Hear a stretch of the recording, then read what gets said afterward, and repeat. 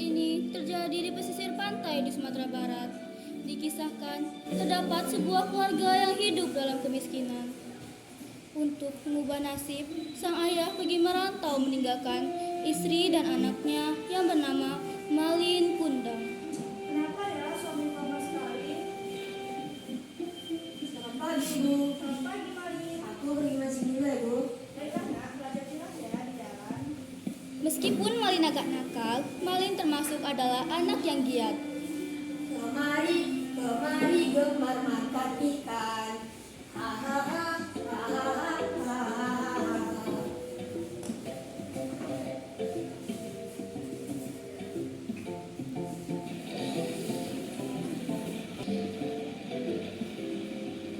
Sejak kecil, ia kerap membantu ibunya untuk mencari ikan sebagai makanan sehari-hari. Lihat, Ibu, aku mendapatkan ikan yang besar ini. Wah, hebat. Ibu masakan kesukaan kesukaanmu. Seiring berjalannya waktu, Malin kecil tumbuh menjadi seorang pemuda yang gagah. Dia selalu merasa kasihan pada ibunya yang terus bekerja membanting tulang sendirian. Ia bertekad untuk merantau demi membantu ibunya.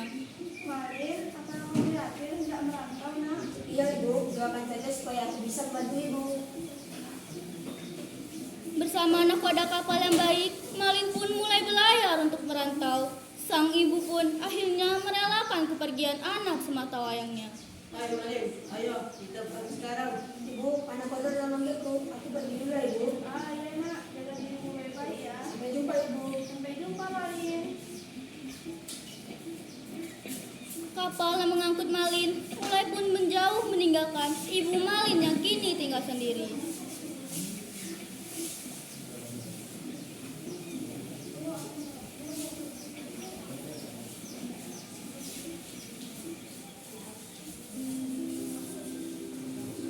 Sepeninggal Malin pergi merantau, tinggallah sang ibu yang tinggal sendiri di gubuknya yang reok.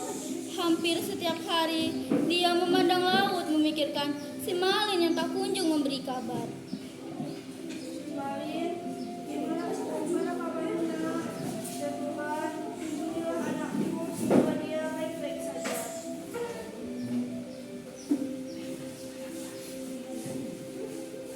Waktu pun berjalan, ibu Malin kian menua. Dia masih hidup seorang diri. Malin juga tidak pernah memberi kabar akan kepulangannya. Hingga suatu ketika, sang ibu pulang dari pasar.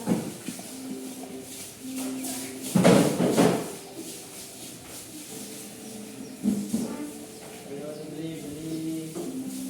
Ikan yang segar ya, Pak? Tentu saja Ibu. Ikan segar, batu juga. Ikan segar. Dulu, Mari selalu sekali makan dulu. Bukanku. Aku sama Indonesia.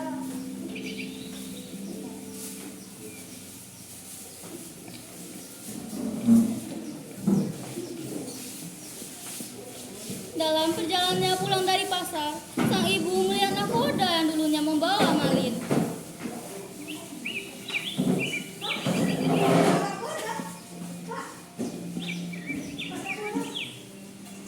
Oh, ibunya Malin yang rupanya.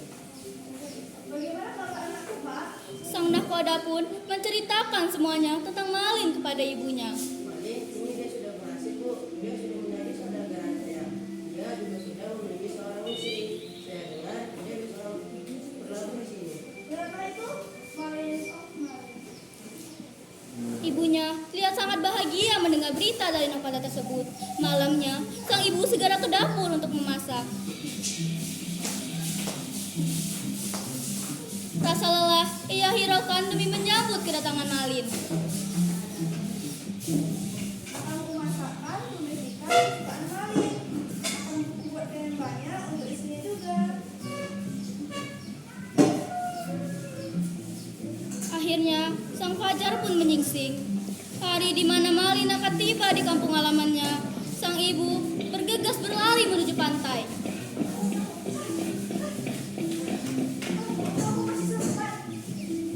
Sesampainya di tepian pantai, beberapa orang telah berkumpul menyambut kapal Malin. Kapal Malin terlihat besar dan megah. Ibunya terharu melihat kedatangan kapal tersebut. Dia sudah tidak sabar melihat anaknya yang telah lama pergi tersebut. Malin pun akhirnya menginjakkan kakinya lagi ke tanah kelahirannya. Ia dan istrinya yang cantik lihat turun dari kapalnya yang mewah. Tiba-tiba dari kejauhan sang ibu berteriak kencang. Malin! Oh, ternyata kau sudah besar ya rupanya. Siapakah wanita besar itu ini suamiku? Dia bukan ibu kan? Kamu bilang orang kamu kaya raya. Dia bukan siapa-siapaku, bahkan aku tidak kenal dengannya. Tak disangka, Malin mendorong ibunya itu hingga jatuh tersungkur. Aku tidak mempunyai ibu sepertimu. Tapi Malin, anakku. Sudah istriku, ayo kita pergi dari sini. Kita telah berlabuh di bulan yang salah. Malin pun pergi meninggalkan ibunya yang terus bergelinang air. Sang ibu tidak menyangka anaknya yang dulu dirawatnya berubah menjadi anak yang durhaka. Sang ibu seraya berdoa, memohon kepada Yang Maha Kuasa. Malin, anakku. Jika dia benar bukan anakku, aku akan memaafkan perbuatannya. Namun, jika dia benar anakku, aku mohon keadilanmu. Seketika, langit yang begitu cerah berubah menjadi gelap gulita. Sepertinya Tuhan menjawab doa sang ibu. Hujan badai yang dahsyat menghadap kapal Malin Kundang. Kapal mulai hancur akibat tersambar petir yang besar. Seluruh awak kapal terlihat panik. Sang istri pun tertimpa oleh pihak kapal. Kapal terus terombang-ambing di lautan lepas hingga menepi di sebuah pulau. Hingga secara perlahan-lahan kapalnya tenggelam. Kenapa ini? Kenapa tanganku mulai membatu?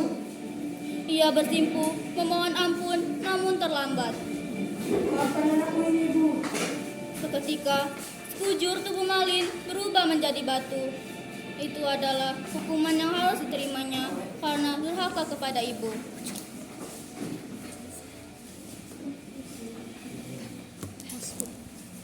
Tiga.